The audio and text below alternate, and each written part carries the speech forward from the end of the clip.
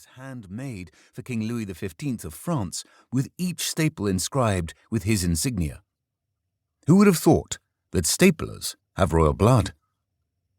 I declared it exquisite and pointed it out to my parents, who looked at each other in a worried way, thinking no doubt that I was having a nervous breakdown. Which I suppose I was. Certainly something very odd was going on. It was the birth of my obsession with materials, starting with steel. I suddenly became ultra-sensitive to its being present everywhere. I saw it in the tip of the ballpoint pen I was using to fill out the police form. It jangled at me from my dad's keyring while he waited, fidgeting. Later that day, it sheltered and took me home, covering the outside of our car in a layer no thicker than a postcard. Strangely, I felt that our steel Mini, usually so noisy, was on its best behavior that day, materially apologizing for the stabbing incident. When we got home, I sat down next to my dad at the kitchen table and we ate my mum's soup together in silence. Then I paused, realizing I even had a piece of steel in my mouth. I consciously sucked the stainless steel spoon I'd been eating my soup with, then took it out and studied its bright, shiny appearance, so shiny that I could even see a distorted reflection of myself in it. "What is this stuff?" I said, waving the spoon at my dad. "And why doesn't it taste of anything?" I put it back in my mouth to check, and sucked it assiduously. Then a million questions poured out.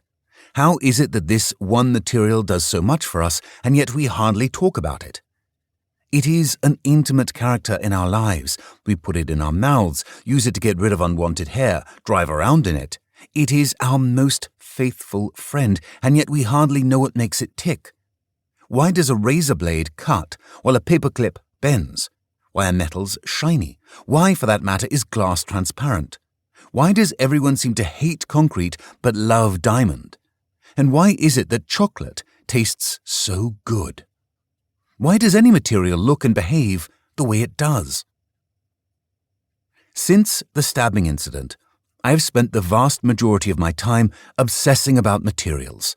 I've studied materials science at Oxford University, I've earned a PhD in jet engine alloys, and I've worked as a materials scientist and engineer in some of the most advanced laboratories around the world.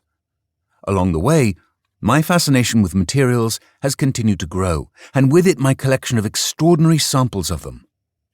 These samples have now been incorporated into a vast library of materials built together with my friends and colleagues Zoe Laughlin and Martin Conreen.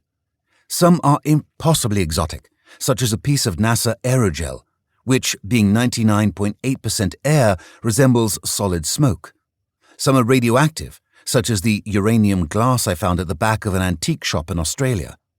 Some are small but stupidly heavy, such as ingots of the metal tungsten extracted painstakingly from the mineral wolframite. Some are utterly familiar but have a hidden secret, such as a sample of self-healing concrete. Taken together, this library of more than 1,000 materials represents the ingredients that built our world, from our homes to our clothes to our machines to our art.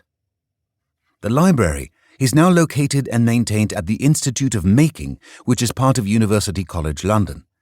You could rebuild our civilization from the contents of this library and destroy it too. Yet there is a much bigger library of materials containing millions of materials, the biggest ever known, and it is growing at an exponential rate. The man-made world itself. In your mind, picture me drinking tea on the roof of my flat. The image you form is unremarkable in most ways, except that when you look carefully, it provides a catalogue of the stuff from which our whole civilization is made. This stuff is important. Take away the concrete, the glass, the textiles, the metal, and the other materials from the scene, and I am left naked, shivering in mid-air. We may like to think of ourselves as civilized, but that civilization is in large part bestowed by material wealth. Without this stuff, we would quickly be confronted by the same basic struggle for survival that animals are faced with. To some extent, then, what allows us to behave as humans are our clothes, our homes, our cities, our stuff, which we animate through our customs and language. This becomes clear if you ever visit a disaster zone.